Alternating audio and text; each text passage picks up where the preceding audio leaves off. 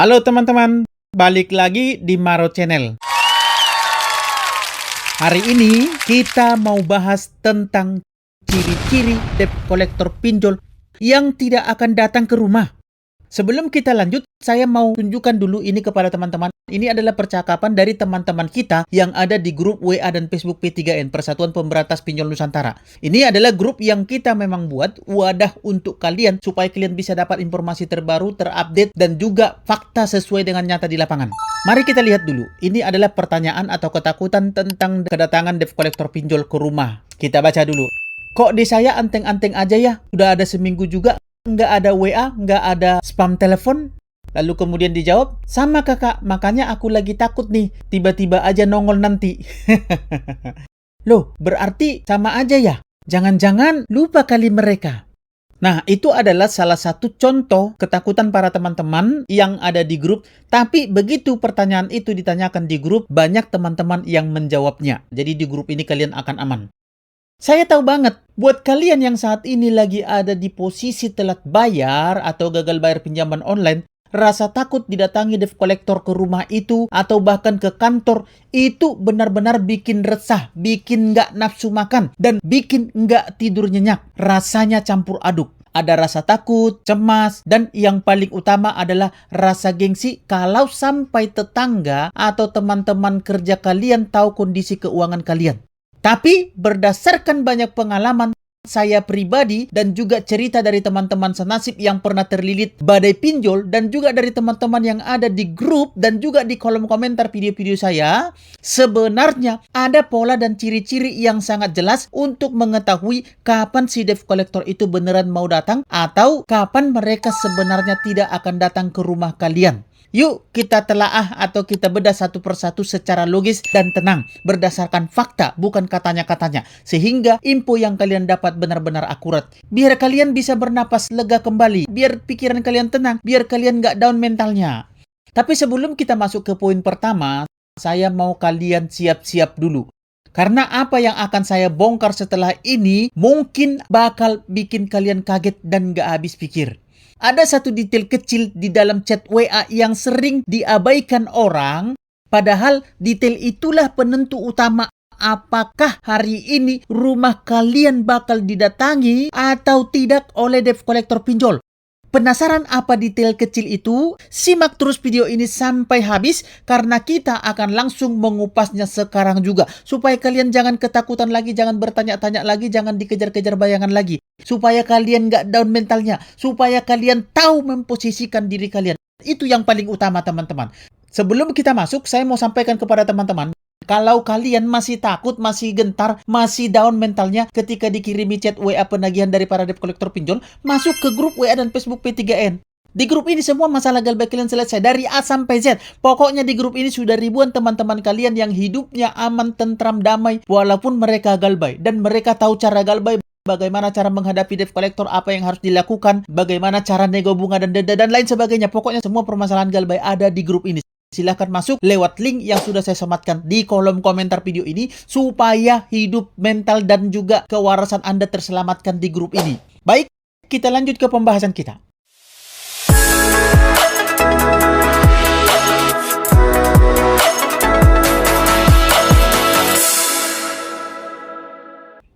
Ciri-ciri pertama yang harus kalian pahami adalah ketika mereka terus-terusan neror lewat WhatsApp dengan format mesin alias pesan otomatis. Kalau dari awal si debt collector itu udah rajin banget ngancam lewat chat, mereka bilang kalau nanti sore mereka mau datang. Atau besok pagi tim lapangan dari pusat siap meluncur membawa surat sita aset. Itu tandanya dalam jangka waktu panjang mereka justru nggak akan pernah nongol di tempat kalian.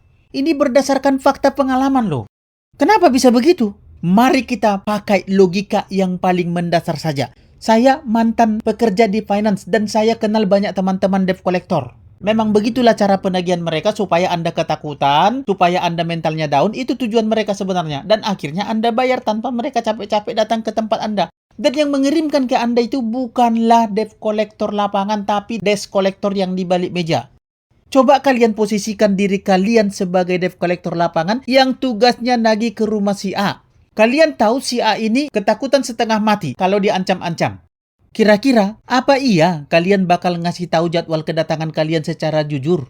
Kalau dikasih tahu secara detail, ya si A ini pasti bakal langsung kabur. Dan kalian sebagai debt collector pinjol, pasti cuman akan buang-buang bensin dan waktu datang ke sana. Jadi, logikanya di situ. Debt collector yang benar-benar mau datang ke rumah kalian itu, dia tidak akan pernah ngasih tahu mereka kapan mau datang, jam berapa mau datang. Debt collector lapangan yang asli itu biasanya nggak pernah banyak omong, nggak pernah woro-woro, dan nggak pernah ngancem dulu lewat chat panjang lebar. Mereka itu tahu-tahu udah nongol aja di depan pagar rumah kalian sambil senyum-senyum manis. Seperti WA tadi itu, yang di awal tadi. Mereka sudah tahu kalau debt collector itu sudah diam, artinya sudah tidak banyak lagi ancaman. Itu bisa menjadi satu pertanda bahwa debt collector akan hadir ke rumah Anda. Memang begitu. Tapi kalau mereka ngancam-ngancam, mereka nakut-nakutin Anda, katanya mau datang, mau bawa RT RW, mau nyita-nyita barang Anda, tidak akan datang. Jadi kalau di HP kalian masih sibuk masuk chat yang isinya menggebu-gebu dengan format teks yang kaku dan rapi, itu fix cuman robot template yang dikirim secara massal dari komputer kantor mereka oleh desk collector yang di balik meja itu yang nggak akan datang ke tempat kalian. Itulah yang ngirim ancaman-ancaman itu. Tujuan dari chat atau format chat yang mereka kirimkan itu lewat mesin, tujuannya itu cuma satu, teman-teman.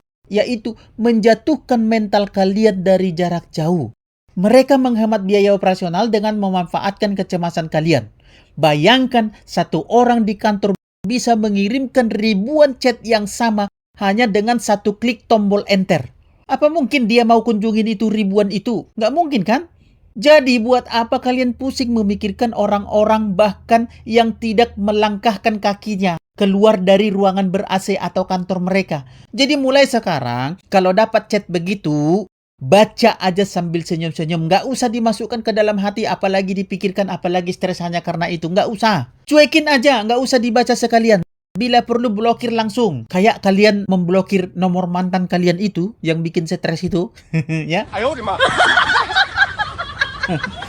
Ciri kedua yang nggak kalah sering bikin nasabah jantungan adalah trik manipulasi visual. Di mana mereka cuma modal foto lokasi di dekat rumah kalian, itu dikirimkan ke kalian supaya kalian ketakutan seolah-olah mereka sudah ada di sana dan sudah dekat. Ini sering banget terjadi dan ini memang benar-benar sukses bikin banyak orang langsung gemeteran.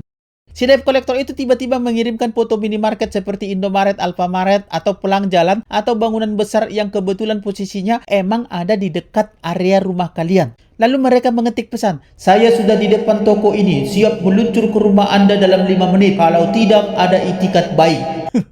Tahukah kalian dari mana foto-foto itu? Foto-foto itu hanya mereka ambil dari Google Maps, dari satelit. Dan itu mampu membuat banyak orang ketakutan dan akhirnya bayarnya pun dengan cara pinjam sana-sini. Saya ingatkan dengan sangat tegas. Jangan langsung panik dan jangan langsung percaya. Itu artinya mereka hanya sedang menggertak alias melakukan cyber kepada kalian. Hari gini, untuk mencari foto bangunan atau suasana di sekitar alamat seseorang itu gampang banget. Mereka tinggal membuka aplikasi Google Maps atau Google Street View dari meja kerja mereka. Lalu mencari bangunan yang paling cocok, yang paling dekat dengan titik alamat kalian. Lalu kemudian itu di-screenshot, lalu dikirimkan ke kalian seolah-olah mereka beneran lagi berdiri di sana sambil memegang map merah. Kalau kalian pengen membuktikan mereka itu beneran datang atau cuman bohong saja, caranya gampang banget. Langsung aja kalian tantang balik dengan cara mengirimkan share location kalian. Saya tunggu di ruang tamu, katakan begitu. Kalau setelah kalian kasih lokasi asli ternyata mereka tetap nggak datang-datang juga dalam waktu 1 atau 2 jam, fix mereka cuma modal kuota internet, modal bacot doang. Debt collector asli atau debt collector lapangan yang asli itu nggak butuh gertak pakai foto gituan, nggak. Mereka langsung nongol di depan rumah kalian. Lagi pula kalau dipikir-pikir, buat apa mereka repot-repot nongkrong di Indomaret cuman buat ngabisin waktu ngambil foto sambil ngabarin ke kalian kalau mereka mau datang? Logikanya ya kalian pasti keluar dari rumah kan? Nggak mungkin debt collector pinjol lapangan melakukan hal seperti itu. Tugas mereka itu memburu waktu demi mengejar target harian. Itulah kalau debt collector lapangan pinjol, nggak mungkin mereka ngasih tahu, kami sudah datang. Jadi segala bentuk drama foto-foto atau gambar lingkungan yang ada di tempat Anda itu hanyalah sebuah taktik usang yang sayangnya masih sering berhasil menakuti banyak orang. Setelah tahu rahasia ini, kalian harusnya bisa tertawa melihat tingkah pola debt collector yang memakai Google Maps amatiran seperti mereka ini. Jadi ciri ketiga yang menjadi indikator paling akurat dalam menentukan adalah masa keterlambatan atau umur telat bayar kalian yang ternyata masih seumur jagung. Banyak sekali kejadian di mana nasabah baru telat beberapa hari, tapi isi pesan ancamannya sudah luar biasa menyeramkan. Seolah-olah berkas kalian sudah dilimpahkan ke tim eksekutor lapangan yang siap bergerak menyita barang-barang di rumah kalian. Nggak akan ada terjadi seperti itu ya. Saya tegaskan kepada kalian semua, dalam kondisi keterlambatan yang baru hitungan hari seperti itu, debt collector pinjol nggak akan pernah datang ke rumah kalian. Rata-rata di dunia industri pinjaman online, kalau masih keterlambatan masih di bawah 3 bulan, itu mereka nggak boleh datang sebenarnya ke rumah kalian. Itu melanggar aturan dan peraturan. Ada aturan atau anggaran untuk menurunkan tim lapangan langsung ke rumah nasabah. Dan mereka nggak mau biaya mereka terbuang sia-sia, waktu mereka terbuang sia-sia. Kecuali memang untuk beberapa aplikasi raksasa yang sudah terkenal memiliki gurita jangkauan debt collector lapangan yang sangat luas di berbagai kota besar. Contoh seperti Akulaku atau Kredipo. Tapi sekelas aplikasi raksasa itu pun biasanya baru akan menggerakkan tim lapangan mereka setelah masa keterlambatan kalian itu memasuki waktu sekitar 3 bulan. Bukan di minggu-minggu pertama, enggak. Jadi kalau umur galbay kalian itu baru hitungan hari atau hitungan minggu, aplikasi yang kalian gunakan itu pasti tidak akan mengirimkan debt collector lapangan ke kalian. Kalian juga harus ingat bahwa operasional pinjol legal itu diawasi ketat oleh regulasi mereka. Jadi mereka tidak bisa main asal mengutus orang tanpa adanya prosedur tahapan penagihan yang jelas. Ada proses pengingat sistem, ada proses telepon. Baru setelah sekian lama masuk ke tahap kunjungan, barulah mereka boleh mengunjungi kalian, yaitu paling tidak 90 hari setelah keterlambatan kalian. Jadi jangan biarkan diri kalian dibohongi oleh narasi yang seolah-olah tim lapangan mereka itu selalu siap 24 jam datang ke rumah kalian. Nggak ada ya, nggak ada. Saya sudah buktikan itu, teman-teman juga sudah buktikan itu. Jadi mulai saat ini jangan pernah takut, jangan pernah gentar, jangan pernah mundur. Tetap galbay. Sampai ketemu di sesi-sesi berikutnya. Semoga dapat dipahami. Dan akhir kata saya ucapkan salam sahabat.